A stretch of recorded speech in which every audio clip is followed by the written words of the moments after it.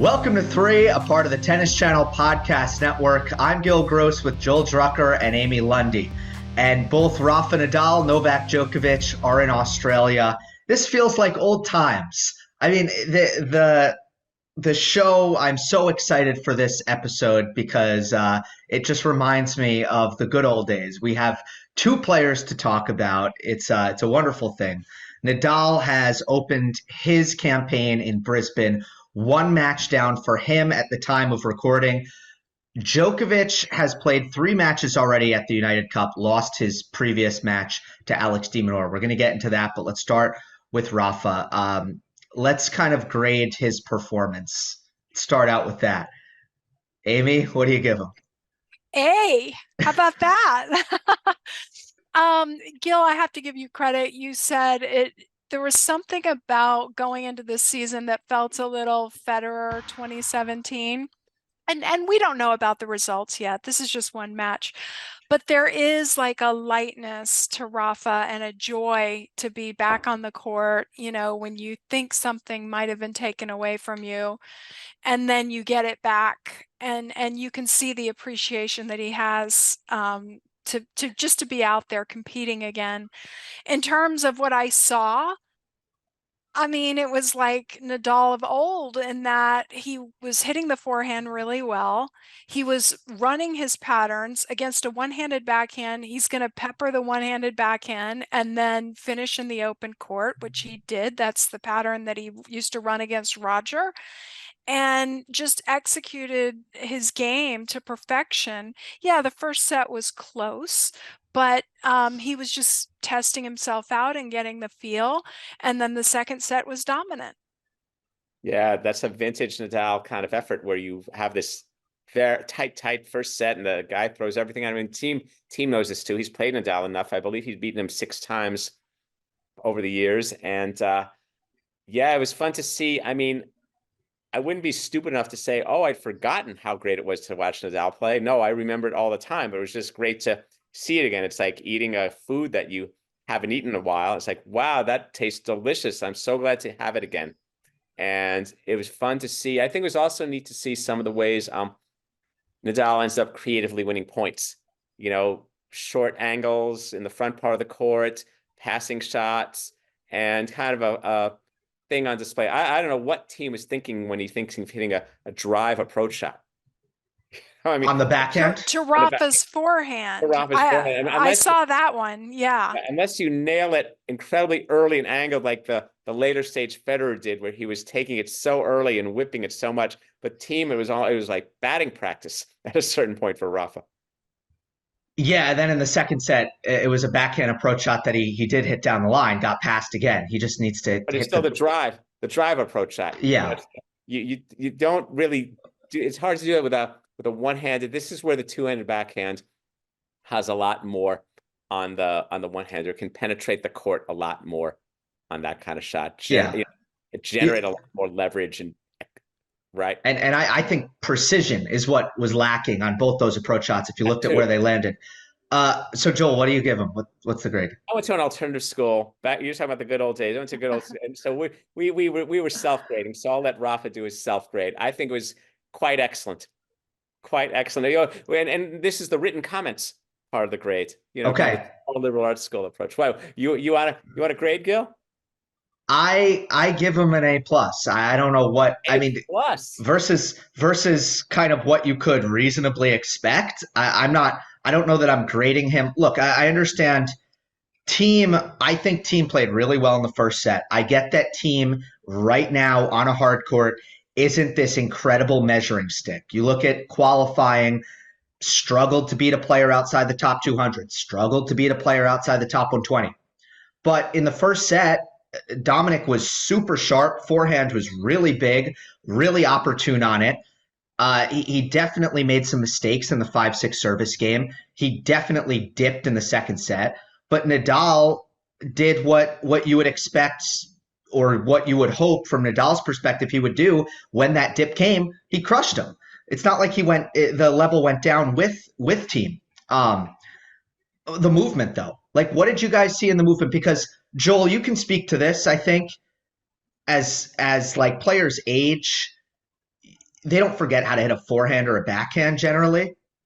No, they don't. Of course they don't. They don't know the timing. Wait. Why can he speak to this? Because you're our historian, not historian. No, not well, not a personal.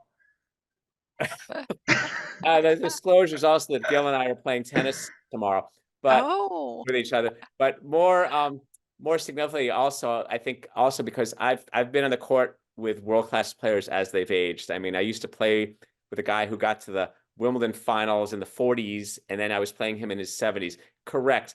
The ball striking, the hand-eye isn't what goes. It's the strength, but most of all, it's the movement. It's the being able to get to the ball. So the movement from Nadal looked pretty good. The grade you gave, Gill, it sounds to me like you were giving on a personal curve of expectation, not that saying A+. Yeah, this is as good as Rafa played when he won Wimbledon in 2008. You know, you're not comparing it to other Nadal level efforts as much as this is as good as Nadal is. This is Rafa winning. No, this is Rafa not having played a competitive match in nearly a year and turning in a darn impressive effort versus a guy who's won a major. Yeah, it's the first paper of the semester, so you get a little tougher as you go on in terms of grading.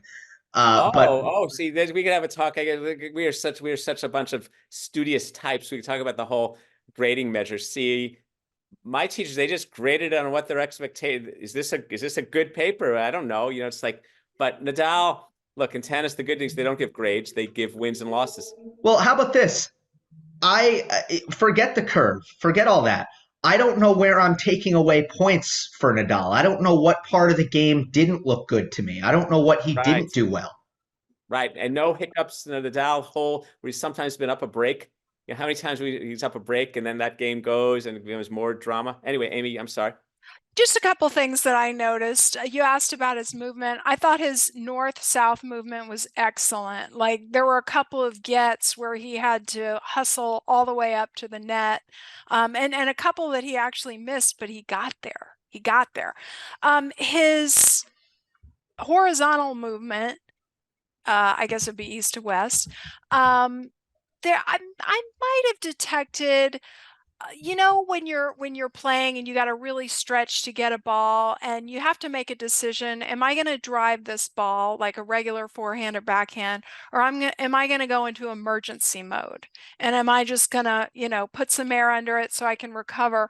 I may have seen a few more of those where I was like, wow, usually he drives the ball in that position, but I didn't detect anything in terms of, like, you know, when Andy Murray first came back, there might have been some movement between the points where you were like, is Andy just tired? Is this just the way he moves, or is this from the hip? I didn't see anything between the points. It was just smooth, smooth, smooth. So I'm really impressed. Well, that's an interesting call just on the slice defense. Because he did play a lot of slice defense. My takeaway was like, wow, his slice defense is so good. Yeah. Like that was kind of where I went with it. Like there was the point that team had to hit the tweener, and that was one where Nadal ranged all the way to his right and made a good stab. And then there was the set point in the first set. Great stretch return, had to get over to the other sideline in order to defend one ball, and then team missed the easy forehand. Yeah. Yeah. And then, you know, this is like a separate issue, but it's always interesting to me to watch what Nadal is going to do with his return position on different surfaces. I mean, we know what he's going to do on clay. He's going to stand way back. I noticed him playing around on his second serve return position, coming in, trying to take the ball a little bit more on the rise, not doing his typical Nadal, you know, full stroke from way back. So, you know, keeping in mind that this is not his best surface, I thought it was just phenomenal. Yeah, courts look pretty quick. Go ahead, Joel. They do look pretty quick, and of course, in that the court speed will be a bigger topic when we're at the Australian Open, when all that talk is going on about court speed, and that'll be that story will last till probably about the end of the first Wednesday. about speed and maybe a little longer. That's fine. And I think, Nadal, God, yeah, it's funny. I was thinking of the Nadal surfaces. Yeah, I guess it's the one where he's won only 2 Aussies, but he's pretty darn good. It'll be interesting to see as this tournament unfolds how he builds points, how he grapples with other problems. I think team, part of my not concern is like, okay, that's a familiar opponent from the one-handed, more flatter era. So let's see who he starts playing. Some of the younger guys. I think Nadal's Sinner somewhere, someplace, sometime, that'll in the course of 2024. I'm curious that I want to see. Yeah. Right. That becomes, I mean, that kind of thing is still a complete question mark. It's like, can Nadal get to that level when there's somebody elite across the net or playing at an elite level across the net? And also, like, how's he going to respond when things don't go perfect and don't go right? Like, is there going to be, because on the forehand, the fact, like, he was so free to hit it, Amy, as you said at the start, right away, and to flatten it out. There was one game in the second set, it was the 3-1 game, where I started to see a little bit of spinny going on, a little bit of safe. But other than that, like, that was the only one moment in the match where it seemed like I could detect a little bit of nerves. So that might change at some point, but also this is the power of coming in and having no expectation for yourself, which is something that you cannot simulate. Like, there's no way to possibly, as much as players want to have no pressure, you can't artificially get there. Well, and the interactive aspect, it's funny in the serve volley era, it was always comforting to serve to a one-handed backhand because so in a way, Nadal knows I can hit my forehand cross court to a one-handed backhand with less fear of damage, of subsequent damage. I mean, yeah, Dominic Thiem has a great one-hander, but a great one-hander is still not this. That's a great one-hander, but it's not a great backhand return. Well, it's not a great backhand return for one, and the one-handers rarely are compared to the two-handers. And then in the rally, the one-hander, the one-hander hits a 9. That might hurt you, the Stan Wawrinkas, but I'm talking about the garden variety two-handers can do a lot more. I feel far more comfortable fielding a 7 or 8 from a one-hander than I would from a two-hander. In golf terms. Well, no, I mean, no, on a scale of 0 to 10. Oh, I see. I understand. Okay. I thought we were talking about irons. Like, for example, no, not irons. I just mean the drive. So, for example, I want to see Nadal play Zverev next. Yeah. I think what's fun is just, okay, Rafa's back, and we're going to just see how this is going to keep playing out, and let's hope he stays healthy. That he's not hurt. Absolutely. Well, Jason Kubler next. Hugo Humbert is potentially the first top 50 test. Lefty, obviously. So he doesn't need to worry about hitting one-handed backhands off the forehand cross court. We'll see what happens. One more thing on Rafa, a media thing. Did you guys see the headlines? Amy, did you see the headlines that said Rafa 2024 might actually not be his last year after he gave the press conference after the doubles? He's been saying this the whole time. Gill, where's my credit? Where's my credit? But he hasn't changed his, like, everybody, there was a lot of the headlines and the coverage was as if he made a change in his tune. He said 2024 would probably be my last year. He said probably. Right. As I said in the last podcast, it might not be. He said probably. And I do like to parse words, because especially with the guys who have been around a while and have had every good question, dumb question, everything in between, they're old hands at this. I mean, they know what they're saying. So for Rafa to say something like he did about this coming year, that wasn't by accident. He had chosen his words very carefully. So I listened very carefully. And yeah, I mean, if he's having fun and he's healthy, then sky's the limit. exit management. You know, we talked about this before, and whether it's the men with their injuries and their aging and their expectations and their bodies, and the same with the woman. And then with the woman, there's also the family aspect. And there's no, this is where tennis is drastically pulling away from any of the team sport dynamics we see, where the team cuts you, you're on waivers, nobody wants you, you can't find a team, whatever, you know, maybe in the future. And then you're Joe Flacco. I had to put that in there. That's right. And then you're Joe Flacco. Good. And there's maybe in the future there'll be no retirements in tennis. There'll just be cessations. You know what I mean? They'll just be, yeah, and I'll apply for my 104-week protected ranking. You know, I don't know. You know what I mean? It's like, yeah. There have been a couple of people that never really announced. They just at some point, a great many. I mean, stop signing up for tournaments or Jimmy whatever. Connors didn't announce. I mean, Pete Sampras played one and then didn't announce it till several months later. So yeah, I mean, they announced like the orchestrated exit thing. We'll see. All right, let's get to Djokovic. Started off his season with a couple of wins, one over Zhang Zhizhen, one over Yiji Lehechka, both very similar players in the sense they're, you know, extremely powerful baseliners. They're young guys. I like both of their games. Good stylistic matchups for Novak. De Minaur comes in the next United Cup test in the quarterfinals, and De Minaur wins it 6-4, 6-4. It was an amazing performance from Alex. He almost went the whole match without losing a first serve point. Didn't lose a first serve point until his final service game, trying to serve it out at 6-4, 5-4, which is remarkable.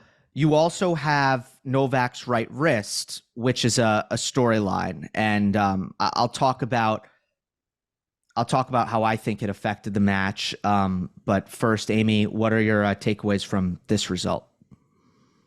If the wrist hadn't been an issue, I literally would not think a thing of this result. I wouldn't be worried because Alex is one of the best players on tour. And his speed and his footwork is phenomenal. And he's playing at home where he's comfortable. And, you know, I probably should have picked him for my top 10 this coming year, my predictions. He's that good.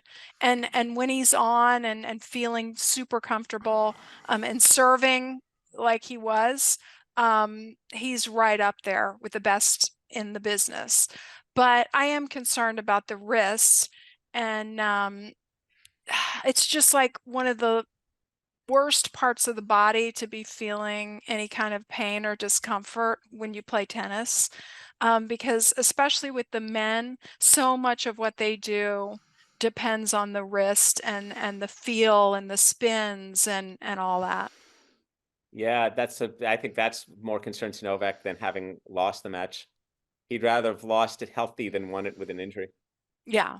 And so I think, yeah, that kind of wrist, fine motor skills, nagging, I think the outcome of it is, I bet he is pretty much been dispatched. I mean, Alex is a rock solid player. This isn't a mega upset like where'd this guy come from? It's like, yeah, this is some good, played a lot of good rallies. And I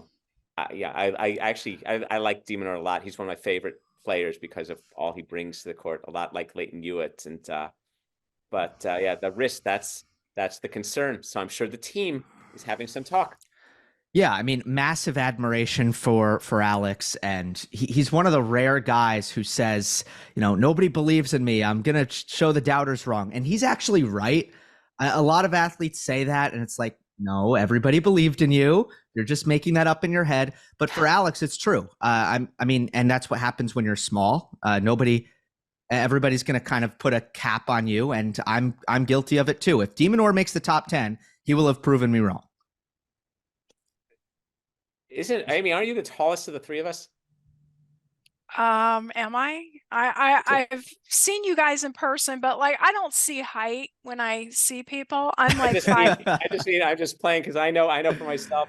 I get into I'm 5'7", and I ponder the whole the height thing, and Alex, playing his, like, someone was talking to me something about recently, and they're talking about different story things we tell ourselves, and I told him about something with myself. He goes, well, that's kind of a false narrative. And I go, is there any other? I mean, yeah. So Alex, his comments made, I think, nobody believes in me. Well, that's not, I believe in you, Alex. I've always believed in you. It's like this whole way these players, all of us in life, find these motivational words and concepts. And I think he's a terrific player, but yeah, he hasn't quite vaulted into the higher top 8, top 5 level. I just think, how tall is Demon? How tall is he's he? not that. I think he's 5'10" or 5'11". It's just he's light. He's lightweight. Yes.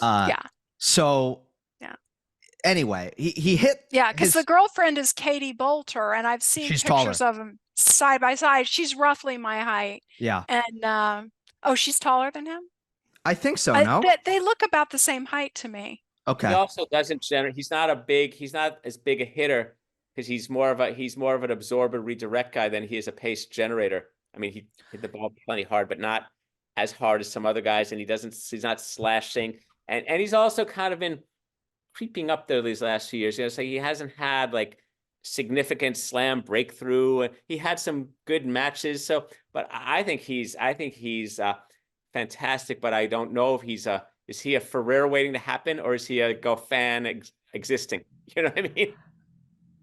Anyway, whatever it's going to be, he hit his serve and forehand yesterday better than I've ever seen him. But I don't think that was the biggest problem in the match necessarily for Novak. I think Alex is so fast. That's what he's always had, and nobody has ever doubted his speed, right? It's hard to get the ball by him. You need your weapons to get the ball by him. Novak's forehand wasn't up to the task yesterday, and obviously the wrist is going to have something to do with that. There were tons of forehand errors. De Minaur was vicious and smart, detected the forehand issue for Novak, started slow balling it, started hitting his little slow bunt backhands down the line, chip backhands to Djokovic's forehand. He's like, oh, your wrist is hurting. Let me give you really slow balls deep to your forehand and just make you have to try to generate. And it wasn't really going all that well. Like, you look at the breaks of serve, and really all throughout the match, the forehand just couldn't perform at the level that it needed to for Djokovic. So that was a big part of it. And then I think the second set, Novak it seemed like he really wasn't enjoying himself on court because of the wrist pain. And I thought he lost a little bit of intensity in his feet, got a little bit discouraged, I think, by the injury. Which, you wonder, like, if this were the Australian Open, would his effort level have been just a little bit, or his toughness level been a little bit higher? Probably. But that was kind of my read on the match. In terms of the injury, guys, Novak's team has been saying that this is kind of a pretty regular injury for him, meaning it happens from time to time. And for me, it doesn't seem as acute as the abdominal thing that was going on in 2021, or the hamstring thing that was going on last year. I feel like it might be a little bit more of like a soreness, stiffness kind of thing, not as much of an acute injury. So I'm not overly concerned about Australia right now. I hope that's the case for the good of watching some great tennis being played, but it's interesting, our culture now, we're so much more diagnostic attuned. Rod Laver had a wrist injury once at Wimbledon. He didn't want anyone to know about it. His wife and they crammed themselves into a phone book so he could tape it. And I don't know how extensive the injury was, but now, we know about these injuries. These events in Australia are particularly camera intensive. Do you see the cameras all over the place? That's part of the production thing. And so we're there with Novak. We're up close and personal. We're the injury. It's the wrist. We got the wristband. We got the technique. What's going on? And of course, he's got the pit crew. It's like there's so much more awareness of what's going on with these people. And of course, when Novak next plays, he's going to be asked about it. He's going to give his answer. And the forehand, the proof will be in the forehand. The quotes, the statements, it all, that's the look. That's the thing to look for, right? That's the tell. That's the shot. 100%. Look, it's not like it's not like it wasn't as bad as the Felix match at Laver Cup. Remember that last year where he completely wasn't hitting the forehand. It was a little better than that, but there are levels to it. And Novak just wasn't comfortable creating offense off the forehand against Demon. Have you guys watched? I mean, I'm sure you have, but I've actually taken. I was watching some forehands in slow motion the other day, some ATP forehands. The flexion of the wrist, like the amount it lags, the racket head, if you pause it at like the point of the most wrist flexion, the racket head is literally like at the elbow, like aligned with the right elbow. The amount the right wrist flexes back in a ATP forehand is insane. Yeah. I think it's a Roger thing. Roger really ushered that in. I thought you were going to say there's a spectrum of lag among the top players. That's true.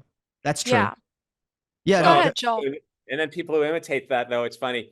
Scaling it down to civilians, it's like, don't try this at home. Yeah, I got that. I got my Lexilon. I'm just a big business development for an orthopedist.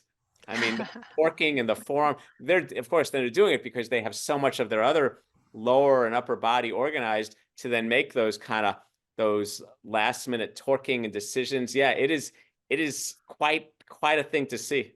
Yeah. And to be clear, it's a fraction of a second. So a regular civilian in the park can't even imitate that if they attempted to imitate it, because wrists don't do that on command.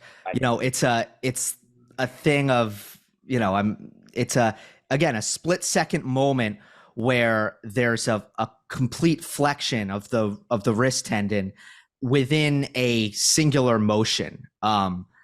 But yeah, I guess like my forehand, my racket head might get halfway up my forearm, but a pro gets all the way to the elbow in terms of how far back their lag goes.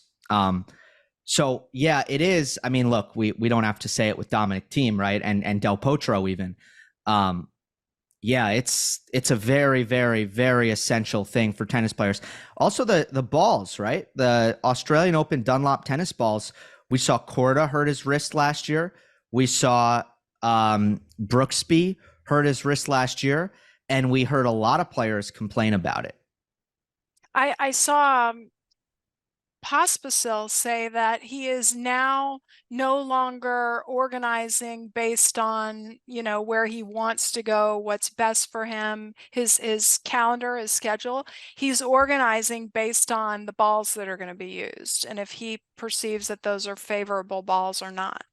A ball-driven schedule. So he's I think we're probably going to hear even more about that this year, don't you think? I mean, there's a lot in play already about schedule. I think 24 is sort of the slight beginning of some new ways in how the sport might be configured, maybe, like whether it's there's things, it might take a while and it might not happen at all, but I think it's in one of those little mini change years, kind of like when the ATP tour itself started in 1990 and other things. So the ball is going to figure into that, and may the best manufacturer win.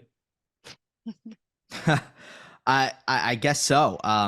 Last year, it was kind of the first year where players all started to use their voices. And yeah, there's going to be preferences. I like this ball. I like that ball. But at the end of the day, the wishes of the players are, can we please not change so often? And I believe, to Tennis Australia's credit, they do keep it consistent. And it's the same ball for all of the Tennis Australia tournaments. I don't know about Auckland. But I'm just remembering last year, a lot of the players were like, this ball gets really heavy and really fluffy, and it is stressful on the joints. And it's just, with Novak dealing with what he's dealing with, it makes me think back to that. But there's a lot of time, right? He has about 12, 13 days before the start of the Australian Open to get this wrist right. It seems like that's a much better position than he was in the last couple of years that we talked about with Australian Open injuries. So my guess is it won't be a factor. I hope so. Yeah, I think he can manage it. Yeah, he's the best at it. Well, I'm sure they're having some chats. Novak hinted, he didn't hint, he kind of shared, but he didn't share the exact language, the ways he sometimes chats with his team about addressing things. I mean, these players they're CEOs now. They're not artisans with an occasional consultant. They have a whole crew, the physio, the trainer, the specialist, the wrist guy. Maybe I got a wrist guy. I got a hip guy. Yeah, he'll definitely have a wrist guy, and the wrist guy is going to be taking some calls for the next week and a half up until the Australian Open for Nadal. Nadal. Yeah. What did I say? Guy. Yeah. Well, I use guy for both genders. Sure, I do too. Nadal continues in Brisbane.